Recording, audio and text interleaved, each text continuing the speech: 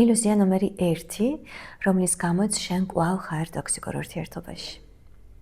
ან შეიძლება აღარ ხარ, მაგრამ ისევ ძალიან დიდი დოზით გაფიქრება იმაზე, რომ იქნებ სხვანაირად განვითარებულიყო მოვლენები. ანუ შენ გრძნობ გარკვეულ პოტენციალს ამ ადამიანში. და თვლი რომ თუ კი მიაგნებ ამ პოტენციალს, ყველაფერი კარგად იქნება.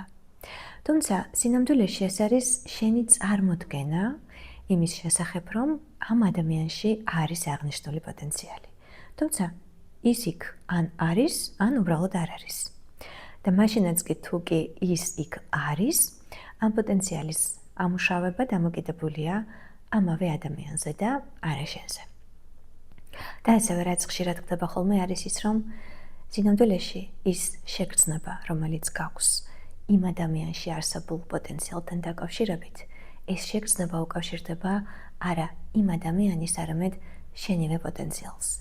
ანუ იმ პოტენციალს, იმ რესურსებს, რომელიც არის შენში და რომლის გამოყენებაც აქამდე გარკვეული მიზეზების გამო არ ხდებოდა.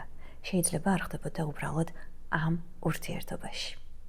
მოდი დაფიქრდი ამ ბოლო პუნქტზე და მითხარი, რა არის ის პოტენციალი, რომელიც სინამდვილეში, თუ კი ჩაიხედავ საკუთარ თავში, არის შენში და რომლის ხელის შეხება, გამოყენება შენ და სასიკეთოდ და სასარგებლოდ ფიზიკურად ვერ ხდება ამ ურთიერთობაში.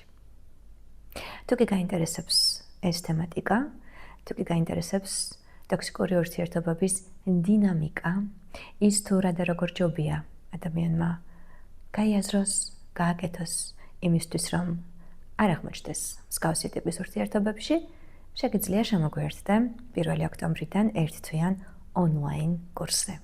დეტალები კომენტარში ლინკის სახით.